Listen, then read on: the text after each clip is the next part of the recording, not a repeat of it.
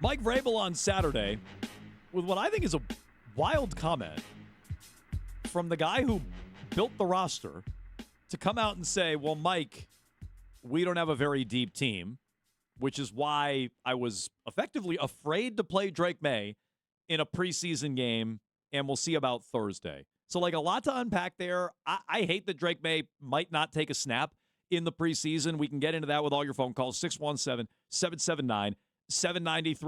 Vrabel has gone into damage control on those comments a couple of different places, including the Greg Hill show this morning. Oh, well, whoops. Which we'll get to in a moment. But how'd you read those comments, Keefe? We're not a very deep team, which is why, and I'll add this again, we were afraid to play Drake Maye. So I didn't take it initially as he's trying to throw anybody else under the bus, only because I assume he has a tremendous amount of roster control, right? So this isn't like, so Bill Belichick had the most roster control for a coach. Mayo might have had the least amount. Vrabel's closer to Belichick than he is to Mayo. So if like Gerard Mayo said, we have no depth, I'd be like, wow. You're calling out everybody else who actually is a shot. The job to get players. Yeah. The one thing you can't have it both ways here. If you're like, well, Vrabel's just bringing in all his own guys like A.J. Brown and Kevin Byard, and then also, well, he's kind of throwing everybody. I'm with you. I think he's like, it's sort of like we haven't done a very good job. Also, I think he's pointing to whether it's some of his own rookies, Gabe Akis, who he talks about a lot or is asked about a lot, Caleb Lomu, some of the other draft picks, maybe not named, Will Campbell over the last couple of years. I don't think he's satisfied with how they've played. And he's looking at it where he's like, man, like, I like our starters, probably most of our starters. After that, it kind of falls off. One thing I think also came from this, and I don't think he intended it this way, just another check mark for Christian Gonzalez. Gonzalez could say, you're right. We don't have depth. The depth's terrible. So look at what the secondary looks like when I'm not out there. So I think there might be an element of Gonzalez to it as well. Yeah. We don't know. I just took a spin through the internet with the beat writers.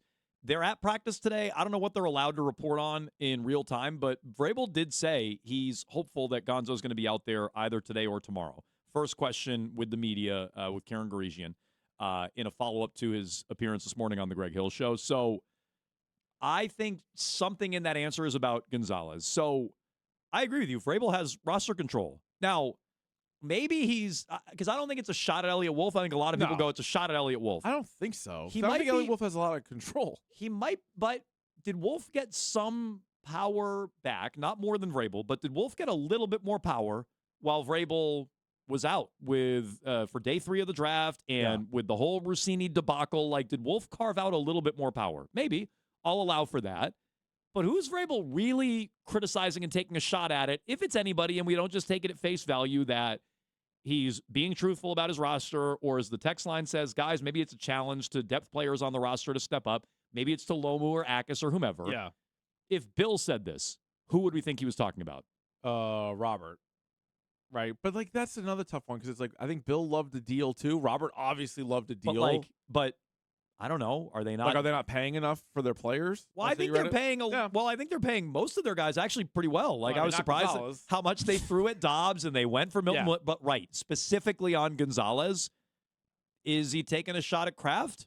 I have no idea, but I would not rule it out. If Bill said this, that's 100% what I would think. But I also don't know how many teams around the league, and this sort of goes back to the question about just whether they play or don't play in the preseason.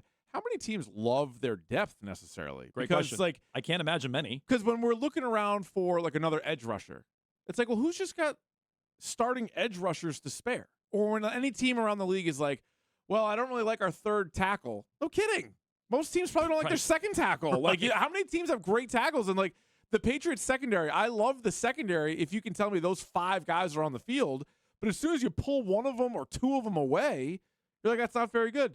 Quarterback's another great example of that. Every team, take your starting quarterback away. How good's your depth? You go from Drake Maye to Cutlets?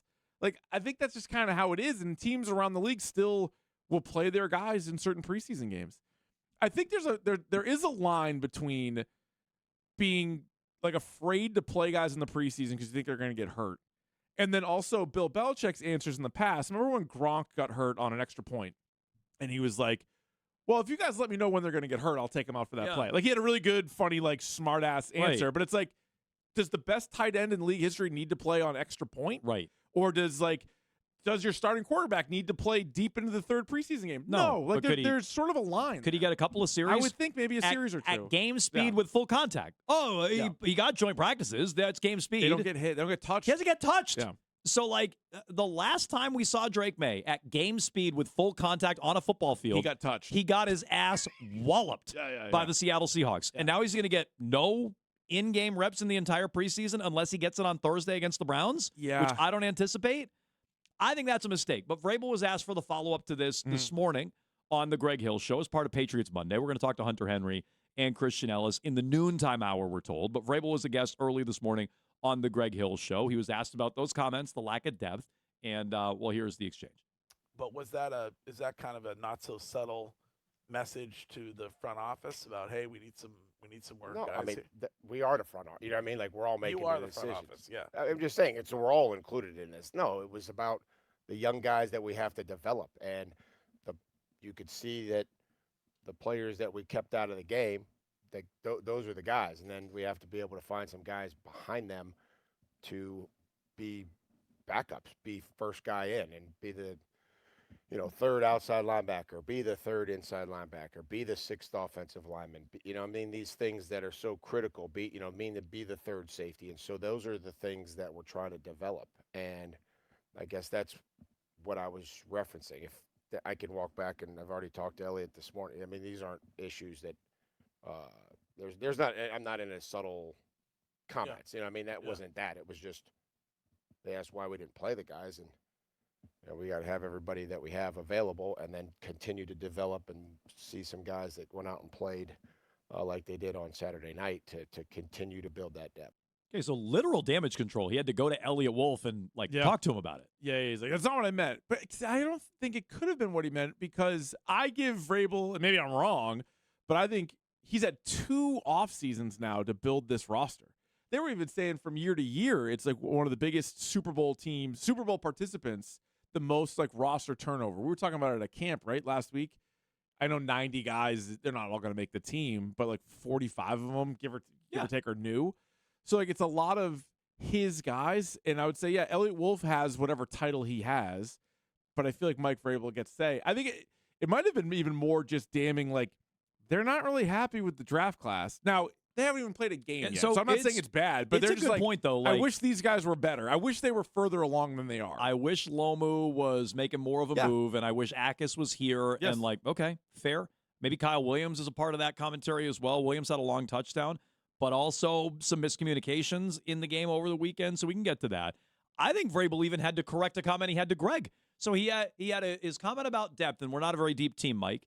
Then he had that comment to Greg where he goes, well, we are the front office. And I interpreted that as I'm in charge.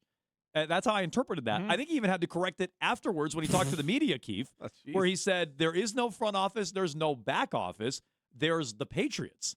Right. And so what he even had to add on to that, because I don't think he completed the thought with Greg. Yeah. I think he's well, there's no, he's we're the front office. And I interpreted that to mean me and Stretch and Ryan Cowden, we're the front office. So wasn't a shot at Elliott. He doesn't make any decisions.